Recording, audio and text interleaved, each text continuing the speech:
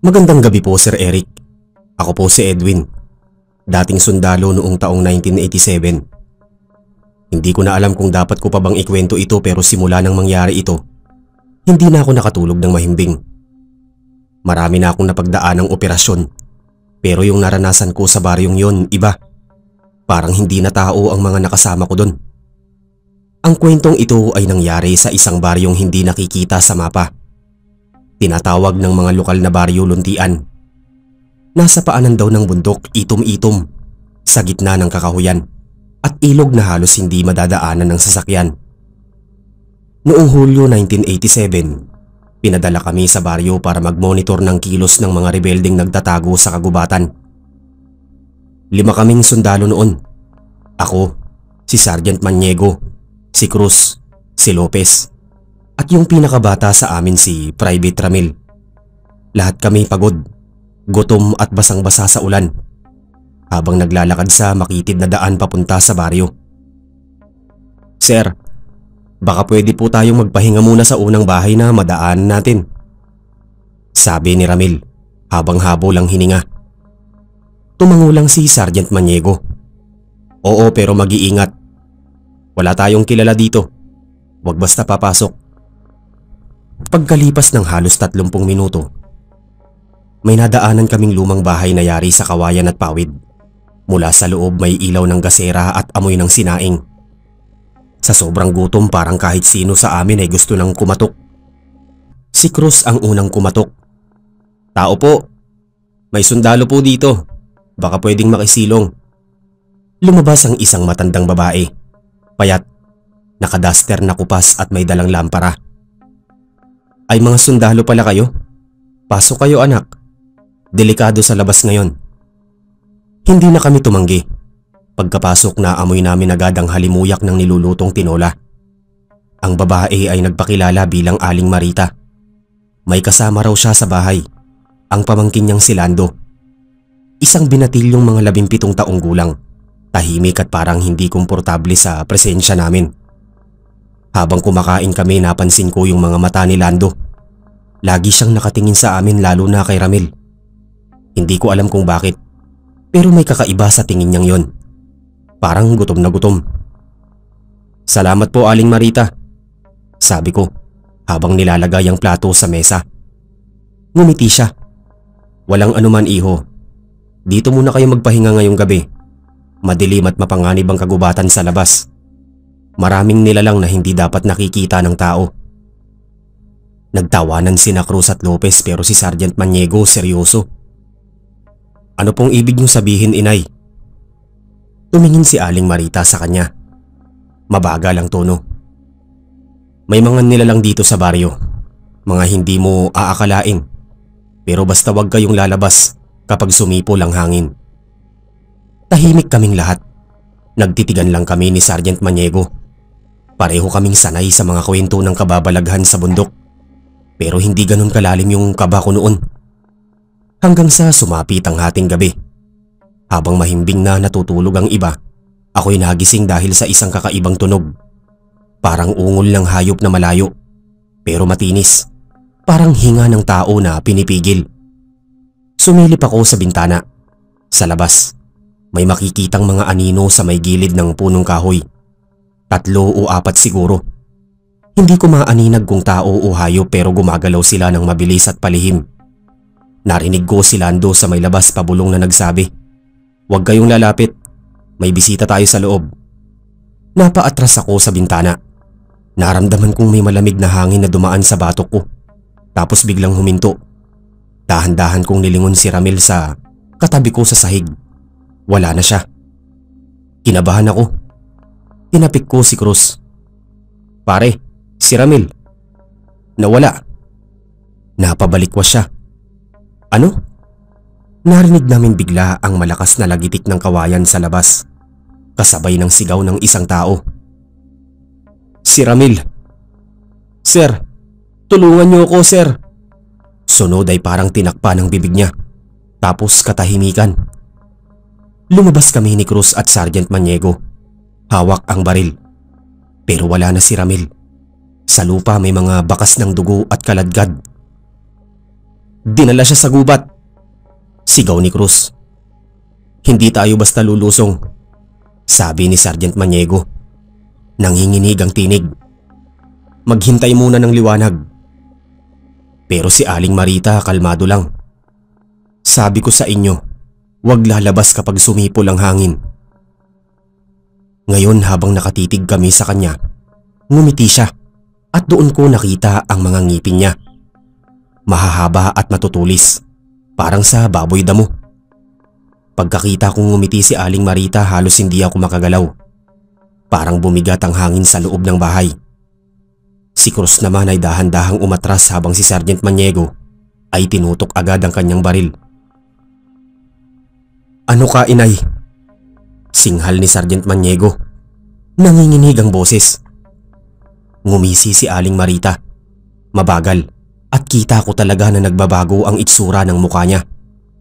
Humahaba ang ilong, kumikintab ang balat na parang kaliskis. Bakit? Hindi ba kayo marunong magpasalamat sa mga nagpapakain sa inyo? Biglang bumukas ang pinto sa gilid ng bahay. Si Lando yon. Nakahubad sa pang-itaas at punong-puno ng dugo ang kamay. Sa paanan niya may dugo ang plato. Piraso ng uniforme ni Ramil ang nakasabit sa gilid. Ramil? Bulong ko, pero halos wala nang tunog ang boses ko. Tumingin sa amin si Lando, tapos ngumiti. Masarap pala ang dugo ng sundalo. Isang bala ang pumutok mula sa M16 ni Sergeant Maniego. Tumama sa dibdib ni Lando, pero imbis na bumagsak, umatras lang siya ng bahagya at saka tumawa. Hindi niyo kami mapapatay sa tingin lang, sabi ni Aling Marita habang bigla siyang tumalon sa pader ng bahay at lumabas. Lakad! Labas tayo! Sigaw ni Sergeant Maniego. Tumakbo kami ni Cruz palabas. Iniwan ang mga gamit. Ang paligid ay balot ng hamog at ang ilaw ng buwan ay mahina. Halos asul. Mula sa di kalayuan may naririnig kaming mga yabag. Mabilis, matutunog, parang apat ang paa. Sir, sa may likod! Sigaw ni Cruz. Paglingon namin may isang nilalang na papalapit. Mukha siyang tao pero mahaba ang katawan at nakasayad sa lupa ang mga kamay.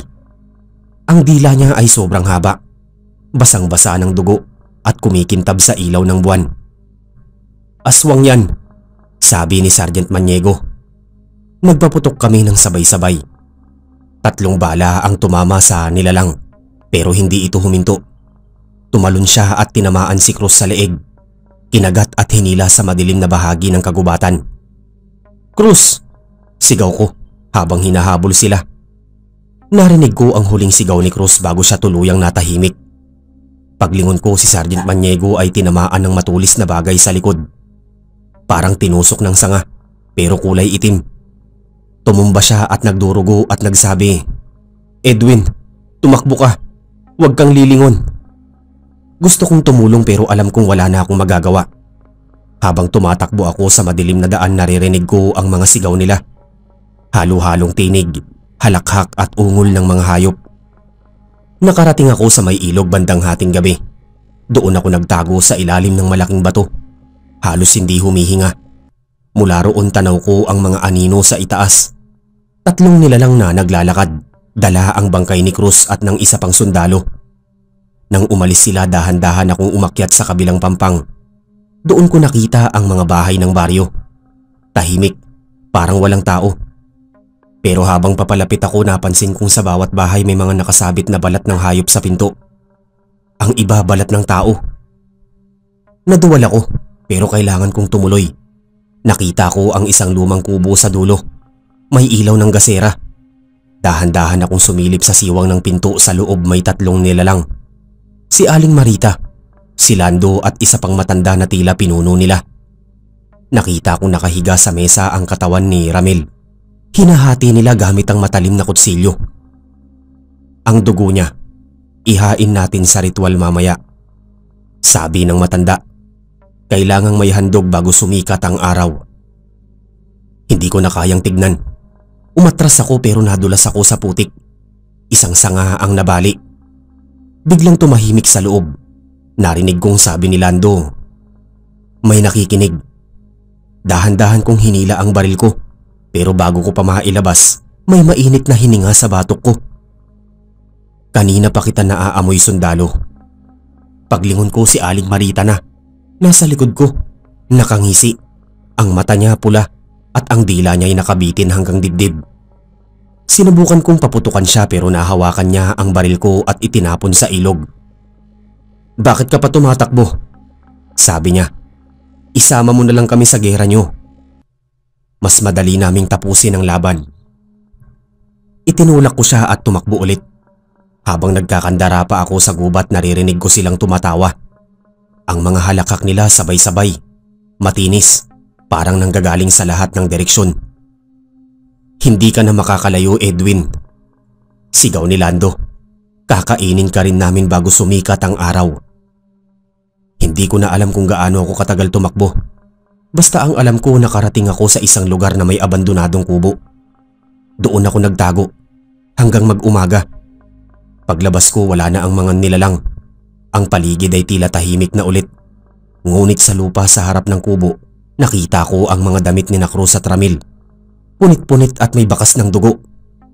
Sa tabi may nakasulat sa putik gamit ang daliri, "Babalikan ka namin, sundalo." Pagbalik ko sa kampo, ako lang ang nakabalik ng buhay. Walang naniwala sa akin. Ang ulat nila nawala sa operasyon. Pero ako, Sir Eric, alam kong hindi sila nawala sa rebelding grupo. Kinain sila ng mga nilalang sa baryo ng Luntian. At hanggang ngayon, tuwing maririnig ko ang simoy ng hangin sa gabi, parang naririnig ko pa rin yung sipol ni Aling Marita. At minsan sa dilim ng gabi may bumubulong. Hindi pa tapos ang handaan. Akala ko noon tapos na yung bangungot na yun, pero mali ako. Pagkalipas ng 4 na taon, muling bumalik ang takot. Hindi ko yun ginusto. Parang may puwersang nagtulak sa akin pabalik sa baryong yon. Pagkatapos ng operasyon namin noon, dinischarge na ako sa serbisyo dahil sa trauma. Madalas akong managinip. Paulit-ulit kong nakikita sina Cruz at Ramil. Tumatawag sa akin mula sa dilim. Mga mata nilang parang manunumbat. "Bakit mo kami iniwan, Edwin?" Yun lagi ang maririnig ko bago ako magising. Isang gabi dumalaw sa akin si Sergeant Maniego. Akala ko siya. Basang-basa siya, duguan at nakatayo sa tapat ng pintuan ng bahay ko. "Sir, buhay ka?" tanong ko, nanghinginig. Ngumiti siya. "Hindi, pero kailangan mong bumalik, Edwin. Hindi pa tapos ang utos natin." Pagmulat ko, umaga na. Pero sa sahig may naiwan lumang dogtag ni Sergeant Maniego. Doon ko napagdesisyonan, babalik ako sa baryo ng Luntian. Dala ko lang ang baril ko at kaunting bala. Pagdating ko sa daan papunta roon, halos walang makapagsabi kung saan yun banda. Ang mga tao sa bayan, pag nabanggit mo ang baryo Luntian, bigla silang tumatahimik. "Wala nang ganong baryo," sabi ng matandang lalaki sa tindahan.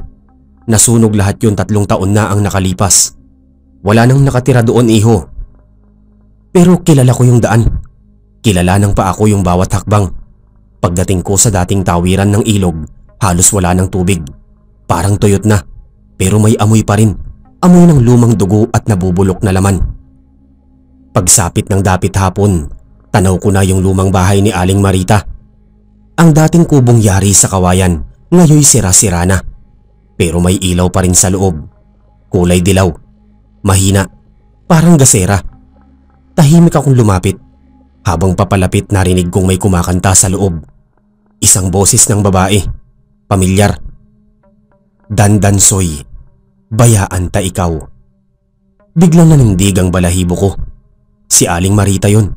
Pero paano? 4 na taon na ang lumipas. Dahan-dahan akong sumilip sa siwang ng dingding sa loob. May isang babae. Nakaupo sa harap ng kalan.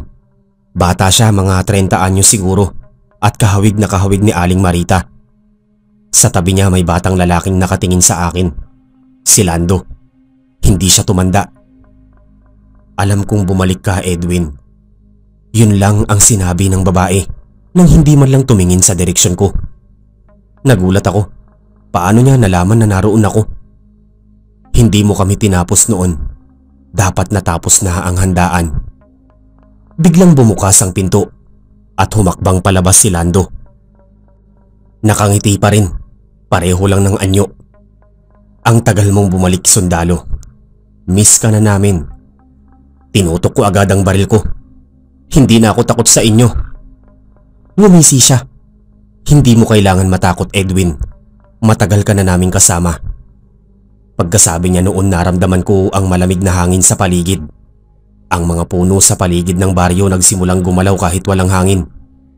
Mula sa lupa lumitaw ang mga anino, mga hugis ng tao na walang muka. Mula sa dilim may naririnig akong mga boses. Pamilyar. Edwin, tulungan mo kami. Paglingon ko nakita ko sina Cruz, Ramil at Sergeant Maniego. Pero kakaiba na sila. Maputla, walang mata at punong-puno ng sugat. Hindi namin alam kung saan tayo nagkamali, Edwin. Sabi ni Sergeant Maniego. Malamig ang tinig. Pero hindi ka paligtas. Nagpaputok ako ng baril pero wala itong tama. Parang usok lang ang tinamaan ng bala. Napatigil ako nang biglang sumigaw si Aling Marita sa loob ng bahay. Oras na ng kabilugan ng buwan. Kunin ang huling kaluluwa.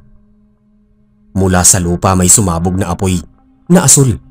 Natumba ako at nang tumingin sa itaas nakita kong umiikot ang buwan. Naging kulay itim. Pagmulat ko nasa loob na ako ng bahay. Nakatali sa upuan at nakapaligid sila sa akin. Si Aling Marita ay lumapit, hawak ang kutsilyong gawa sa buto. Ang dugo ng sundalo, pinakamalinis sa lahat. Ang laman mo, Edwin, para sa aming lahat. Mga halimaw kayo! Sigaw ko. Ngumiti lang siya. Tao rin kami noon. Bago pa niya ako saksakin may biglang humawak sa kanyang braso. Si Lando. Tama na, inay. Wag na siya. Bakit? Tanong ni Aling Marita.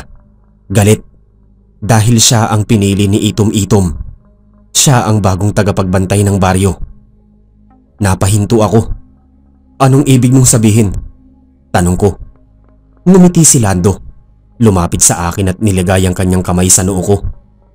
Ang dugo mo, Edwin, hindi nila makuha dahil ikaw na ang magpapatuloy sa amin. Bago ko pa siya maitulak biglang nagdilim ang paligid. Ang huling narinig ko ay sigaw ni Aling Marita. Mahaba, malakas, parang punit na hininga. Pagmulat ko umaga na. Wala na ang bahay, wala na ang mga katawan, wala na ang baryo.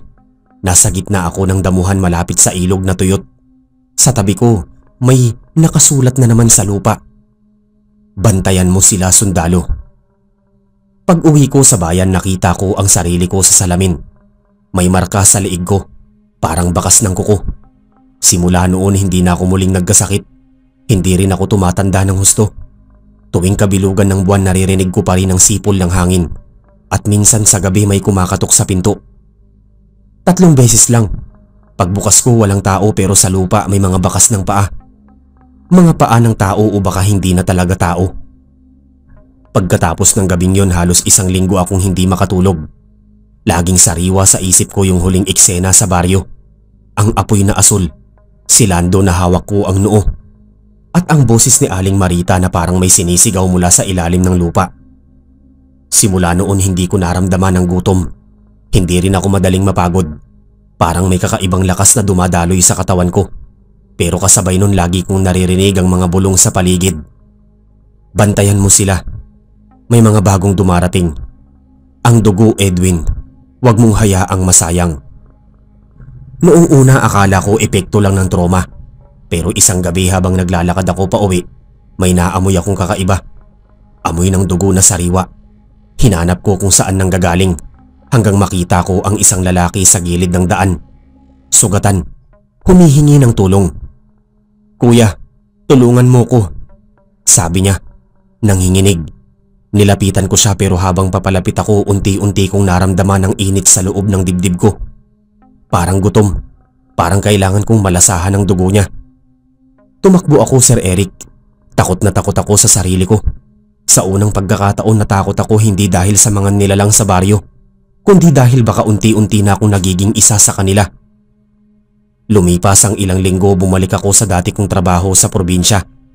Tinanggap ako bilang tagabantay ng detachment. Pero madalas akong mag-isa.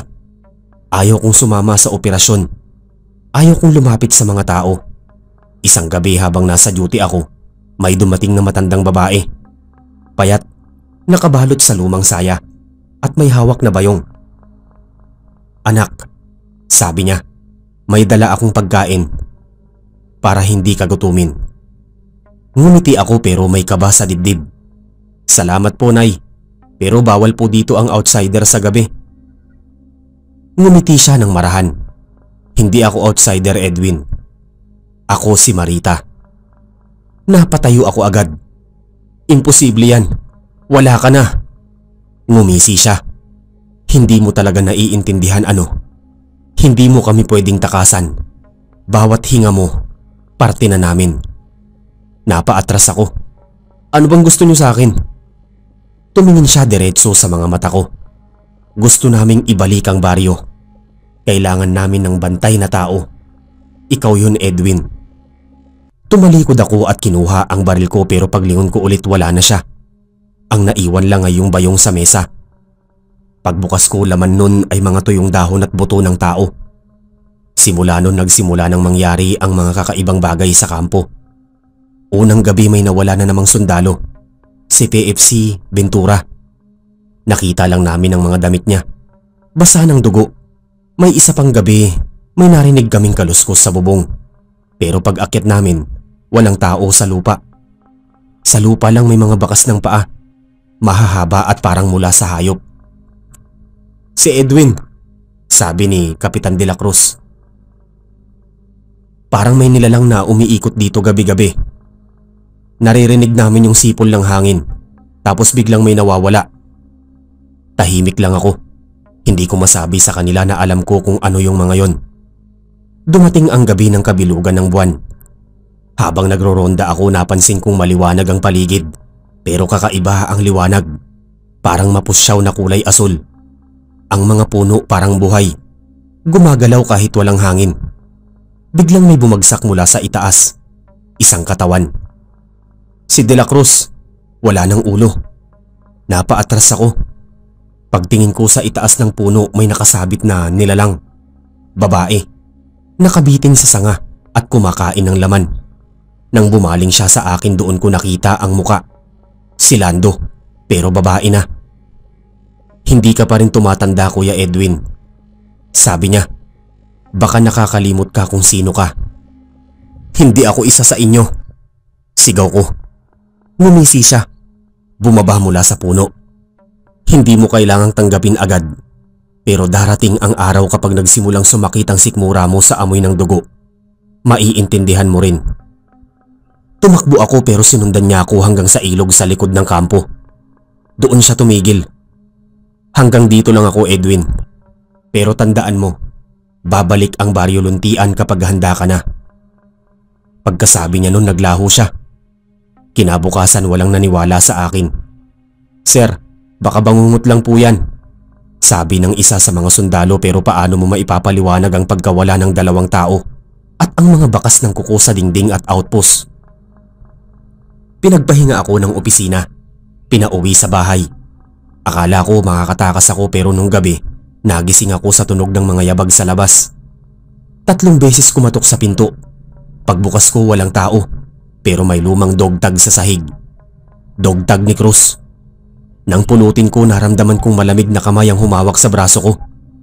Paglingon ko, si Cruz mismo, pero maputla at nakangiti. "Bantayan mo kami, Edwin," sabi niya. "Hindi pa tapos ang baryo." Lumipas ang mga araw pero palala ng palala. Lahat ng pusa at aso sa paligid ng bahay ko unti-unting nawawala. Tuwing gabi amoy dugo ang hangin. Isang gabi habang nakaupo ako sa harap ng salamin, nakita kong may aninong nakatayo sa likod ko.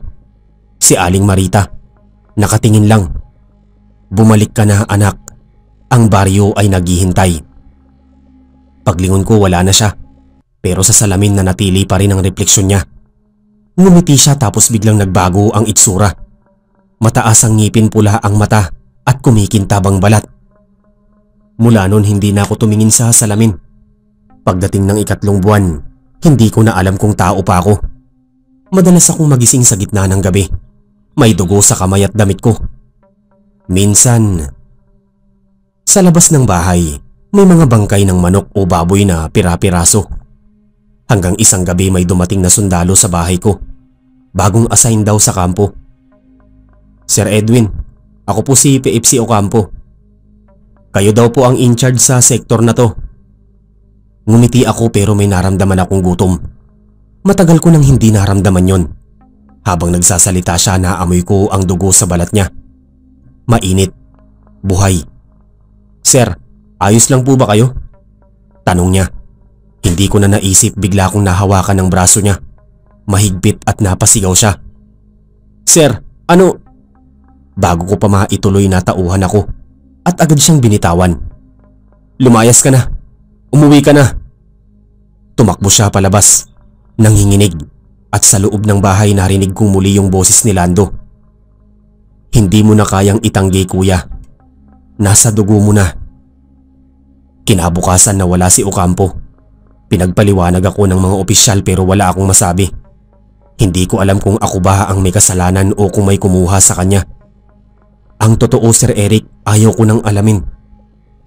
Pero kagabi, habang nakaupo ako sa tapat ng bintana, may dumaan sa labas. Mga aninong pamilyar. 3 lalaki. Nakauniporme. Sina Cruz, Ramil at Sergeant Maniego. Naglalakad lang sila. Tahimik, paakyat ng bundok at sa likod nila si Aling Marita. Nakangiti, kumakaway sa akin. Ngayon alam ko na kung saan ako susunod. Hindi mo kayang takbuhan ng baryo kapag tinawag ka na nito. Muling sumikat ang araw pero para sa akin parang gabi pa rin. Hindi na ako mapakali. Hindi ko na alam kung gising pa ba ako o nananaginip lang. Lahat ng tunog sa paligid tila ba pamilyar. Kahit uhuni ng uwak, kahit ihip ng hangin parang tinig ni Lando o bulong ni Aling Marita. Nasa loob ako ng maliit kong bahay sa kampo. Hawak ang lumang baril. Pero sa tuwing titignan ko to, parang wala na itong silbi.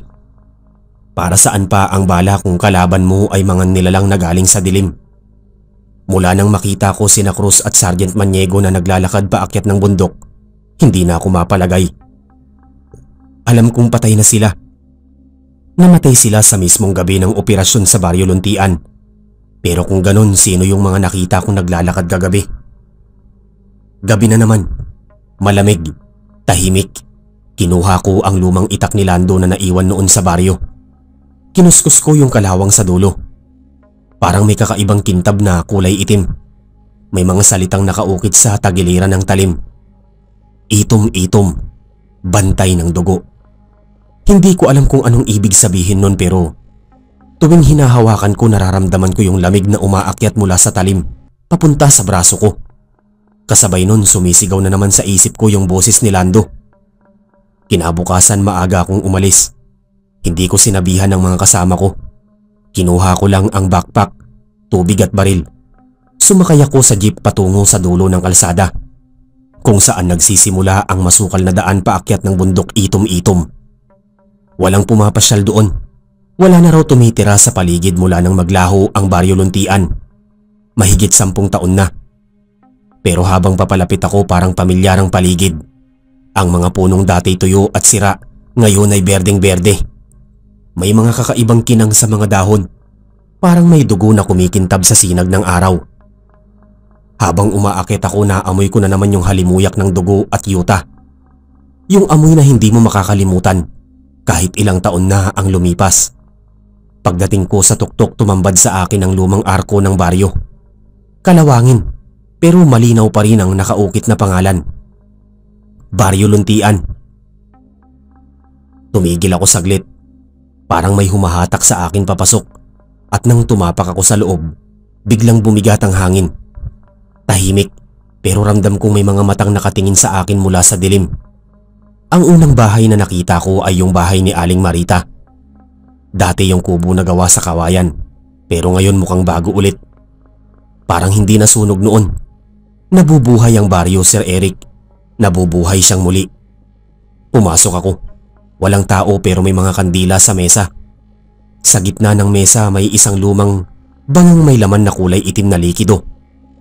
Nilapitan ko at sa sandaling sumilip ako sa loob, nakita ko ang refleksyon ko. Pero hindi ako yun. Yung nasa loob ng banga may pulang mata, mahabang ngipin at balat ng parang abo. Hindi mo na kailangan lumaban, Edwin. Boses ni Aling Marita.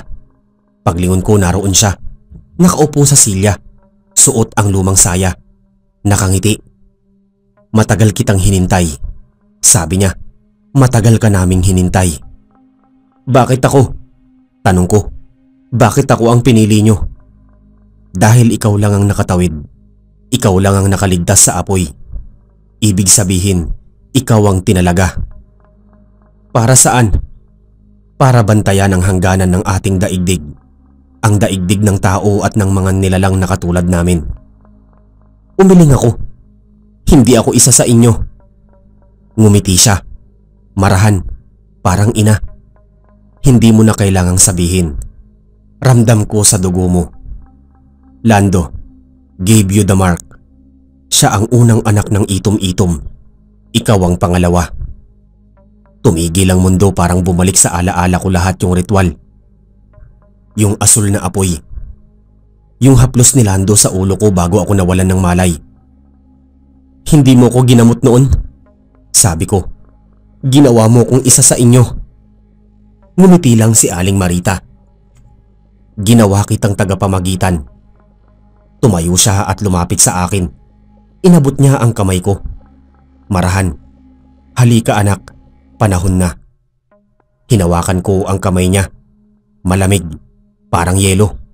Sa sandaling nagdikitang palad namin biglang lumabo ang paligid. Ang mga bahay unti-unting naglaho.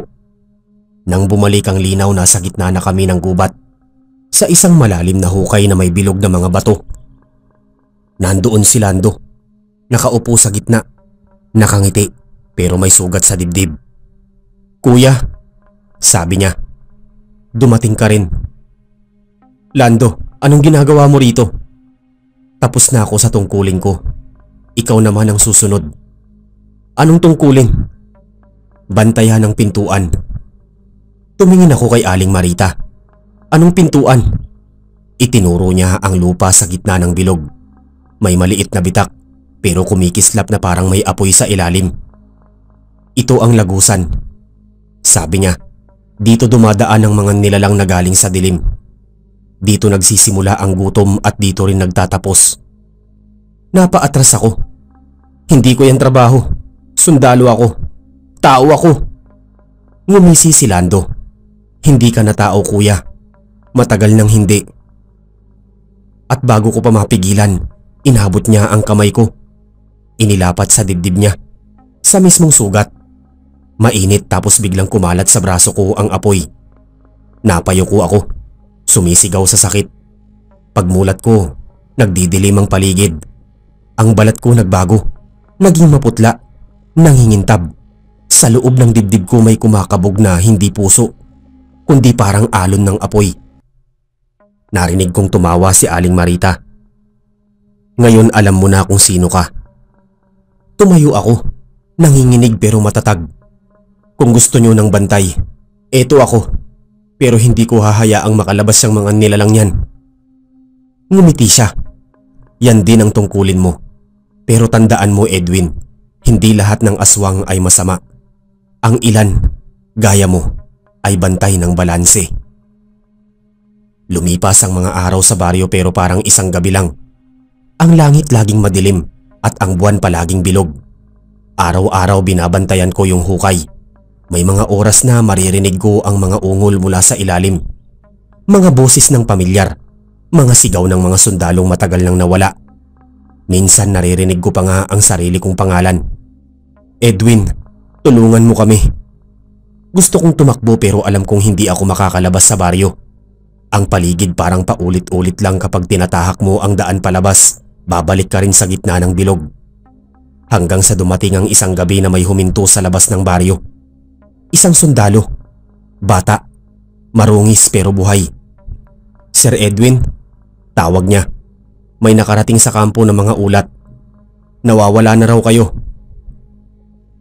Lumapit ako pero bago ko pa masabi ang kahit ano, bigla siyang napaatras. Sir, ano to? Sabi niya, nanginginig. Nakita kong nakatingin siya sa mata ko. Doon ko lang napagtanto Pula na pala ang mga mata ko. Umuwi ka na, sabi ko sa kanya. Hindi mo na ako kailangang hanapin. Pero umiling siya. Hindi ako aalis nang hindi ko kayo kasama, sir. Napahinto ako. Hindi ko alam kung matutuwa ako o matatakot. Tumalikod ako pero narinig kong lumapit siya. Sir, ano bang nangyari sa baryong to? Bakit parang walang araw dito? Hindi ko siya sinagot. Sa halip dahan-dahan kong itinaas ang kamay ko at itinuro ang hukay sa gitna. Yan ang dahilan. Lumapit siya. Sumilip. Biglang humampas ang hangin at mula sa hukay may lumabas na aninong parang usok. Bilis kong hinatak yung sundalo palayo pero nasa pulsa ng usok. Sumigaw siya, nanginginig at tuluyang natumba. Pagbukas ng mga mata niya wala na siyang pupil. Puti na lang at mula sa bibig niya may boses na hindi kanya. Edwin, bantay ng itom-itom. Napaluhod ako. Wag! Ngumiti siya sabay sabi, hindi ka makakatakas hanggat may dugo sa mundo. May daan para sa amin. Biglang sumabog ang liwanag mula sa hukay at nagdilim ang lahat. Pagmulat ko umaga na. Wala na yung sundalo. Wala na rin sila Aling Marita at si Lando. Ako lang mag-isa. Ang hukay ay sarado na pero sa gitna nito may nakabaon na itak. Yung itom-itom. Kinuha ko yun. Malinis parang bagong hasa at sa dulo ng talim may bago na namang ukit. Ang bantay ay dugo rin. Hindi ko alam kung kailan ako makakalabas dito pero alam kong habang buhay na akong bantay ng lugar na to at kahit hindi ko gustuhin tuwing kabilugan ng buwan, naririnig ko pa rin ang mga boses nila. Si Lando, si Cruz, si Ramil, si Sergeant Maniego na kumakanta sa dilim.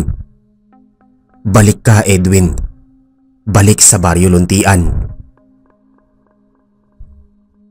Pagkatapos ng nangyari sa hukay akala ko tapos na ang lahat. Pero habang tumatagal akong nag-iisa sa baryo, unti-unting nagbabago ang mga gabi. Hindi ko na nararamdaman ang gutom o uhaw. Pero bawat buwan tuwing bilugang buwan, parang may humihila sa akin palabas ng bahay. Papunta sa gitna ng baryo kung saan nakabaon ang itak ng itom-itom. Sa tuwing hahawakan ko yung itak tumitigil ang paligid. Maririnig ko ang mga tinig nila Lando at Aling Marita. Minsan naririnig ko rin sina Cruz at Ramil pero hindi na sila tao. Mga tinig na lang na nagmumula sa hangin. Bantayan mo ang lagusan, Edwin. Lagi nilang sinasabi, huwag mong hahayaang bumalik ang gutom. Pero ano ba talaga ang gutom? Hindi ko alam noon. Pero unti-unti kong nauunawaan ang gutom ay hindi lang tungkol sa pagkain. Ito yung pagnanasa ng mga nilalang mula sa kabilang mundo na makabalik dito sa lupa. At ako na lang ang hadlang. Minsan may mga dumarating na estranghero. Mga naglalakbay na nawawala sa bundok. Mga mangingisda. Minsan mga mangangalakal kapag tinutulungan ko silang makahanap ng daan palabas. Paglingon ko wala na sila. Parang hindi totoo. Isang gabi habang naglalakad ako sa paligid ng baryo, may narinig akong batang tumatawag. Kuya Edwin. Pamilyar ang tinig. Paglingon ko nakita ko si Lando. Nakatayo sa ilalim ng puno ng balete. Hindi pa tapos ang tungkulin mo, sabi niya. Lando, akala ko patay na ako, oo. Pero hindi nangangahulugang tapos na ang lahat. May mga paparating. Anong ibig mong sabihin? Ang mga anak ng itom-itom nagising na. Hindi lang dito sa baryo, kundi sa ibang bundok, sa ibang bayan. Napalunok ako pero paano ko sila mapipigilan? Ngumiti si Lando pero malamig. Hindi mo na kailangang pigilan. Kailangan mo lang tiyaking hindi sila makakatawid. At bago siya tuluyang maglaho may iniwan siyang salita. Kung sakaling magbago ka kuya, huwag mong kalimutan kung sino ka noon. Simula noon gabi-gabi ako nagbabantay tuwing kalaliman ng gabi maririnig ko ang mga yabag mula sa kagubatan. Mga yapak na hindi pang tao. Mabigat, mabilis, minsan parang apat ang paa. Tapos may kasunod na halakhak ng babae. Edwin, sundalo ng itom-itom. Minsan nararamdaman kong may lumalapit sa hukay. Mga nilalang na tila aso. Pero tuwing titignan ko nagiging tao. Mga anyo ng mga lalaki't babaeng wala nang balat sa muka. May mga dila na mahahaba at mga matang nagliliwanag sa dilim. Sa bawat isa na sumusubok tumawid, tinitikman nila ang hangin. Para bang hinahanap ang amoy ng dugo ng tao. At tuwing lalapit sila, kusa kong hinahawakan ang itak ng itom-itom. Kapag nahawakan ko ito, nagiging malamig ang paligid. At sa isang iglap natutuyo ang mga nilalang. Nagiging abo at nawawala sa hangin. Bawat gabi ganoon, bawat buwan na uulit, hanggang sa hindi ko na alam kung gaano na ako katagal dito. Isang araw may narinig akong ingay mula sa labas. Hindi yon boses ng mga nilalang. Tunog ng makina, tunog ng sasakyan. Tumakbo ako papunta sa dulo ng baryo kung saan may dating daan. At doon ko nakita isang lumang truck ng militar. May 3 sundalong nakatayo. May mga bagong uniforme. At isa sa kanila ay tila kilala ko. Sir Edwin, tawag ng isa. Ako po si Lieutenant Enriquez. Galing sa kampo. Matagal na po naming hinahanap ang mga nawawalang tauhan noong 1987. Nanlaki ang mata ko. Anong taon na? 30 taon na po mula nang mawala kayo, sir. Hindi ako nakapagsalita. 30 taon? Pero sa pakiramdam ko ilang linggo lang ang lumipas.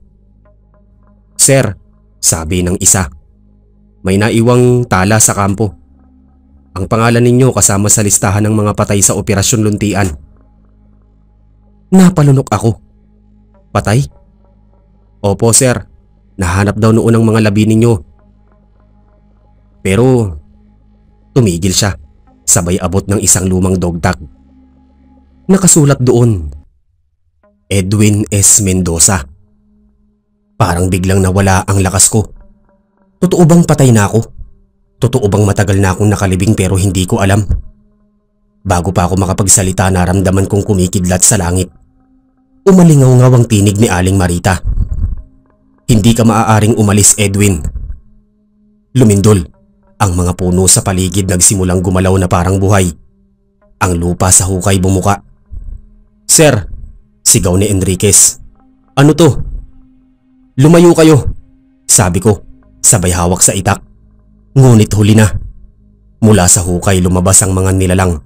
Mahahaba ang mga kuko, itim ang balat, at may mga mata na nagliliwanag. Nagputukan ang mga sundalo pero walang tinamaan. Isa sa mga nilalang ang lumapit kay Enriquez at tinaga siya sa dibdib. Sumigaw siya. Bumagsak. Hindi sila pwedeng barilin. Sigaw ko. Ako ang bahala. Hinugot ko ang itom-itom. Muli kong naramdaman yung lamig na pamilyar. Yung kirot sa dibdib. Pagkakapihit ko ng talim, nagliwanag ito. At sa sandaling itinaas ko, sumiklab ang paligid ng asul na apoy. Isa-isang natutunaw ang mga nilalang. Ang hangin nag-iba. Ang amoy mula sa bulok naging parang usok ng nasusunog na dahon. Pagkatapos ng ilang minuto, tumigil ang lahat. Tahimik. Nakatayo ako sa gitna ng abo. Hawak pa rin ang itak. Sa tabi ko nakahandusay si Enriquez. Sugatan pero buhay. Dahan-dahan siyang bumangon. Sir Edwin, ano kayo? Hindi ko siya masagot. Tumingin ako sa langit. Sa buwan na unti-unting natatakpan ng ulap. Bantay lang, sabi ko. Bantay ng daan. Sir, sabi niya, bumalik na kayo ng kampo. Kailangan ninyong makasama ang mga buhay. Umiling ako. Hindi na ako kabilang sa kanila. Kinabukasan wala na si Enriquez. Siguro nakabalik siya sa bayan. Ako na natili. Ang baryo muling natahimik. Pero sa gitna ng katahimikan naririnig ko pa rin ang mga tinig ni na Aling Marita at Lando. Ngayon mas banayad na. Parang humuhuni lang sa hangin. Salamat, Edwin. Lumapit ako sa hukay. Sarado na ito pero sa ibabaw tumubo ang isang halaman na may itim na bulaklak. Hinawakan ko yon. Mainit. Buhay. Ngayon alam ko na ang totoo. Hindi ako sinumpa. Hindi ako ginawang halimaw. Ginawa nila akong tagapangalaga. tagapangalaga ng daang naghihiwalay sa tao at sa dilim. Lumipas pa ang maraming taon, may mga bagong taong dumarating, nawawala. Minsan may mga batang naglalaro sa paanan ng bundok. May nagsasabing may lumang sundalong nakatira sa baryo sa taas. Hindi tumatanda, laging nag-iisa at tuwing gabi naririnig na parang may humahampas ng bakal sa bato. Sabi nila aswang daw ako. Sabi ng iba multo, pero wala sa kanila ang totoo. Ako si Edwin Mendoza, dating sundalo, naiwan sa baryo ng mga aswang ngunit naging bantay ng kapayapaan. At habang may buwan sa langit at hangin sa lupa, mananatili ako rito. Bantay ng itom-itom, tagapangalaga ng lagusan. Hindi ko ginusto ang tadhana pero tinanggap ko dahil minsan kahit ang dilim ay may dahilan. At kung sakaling marinig mo ang mga alingaw-ngaw sa bundok at boses na tumatawag ng pangalan ko, huwag ka nang lumapit. Hindi ko na kayang iligtas ang sino mang papasok pa rito. Sa dulo ng baryo, sa ilalim ng buwan, may isang aninong laging nakatayo sa gilid ng balete. Hawak niya ang itim na itak at sa tuwing ihip ng hangin, maririnig mong ibinubulong niya ang parehong salita. Bantay lang ako.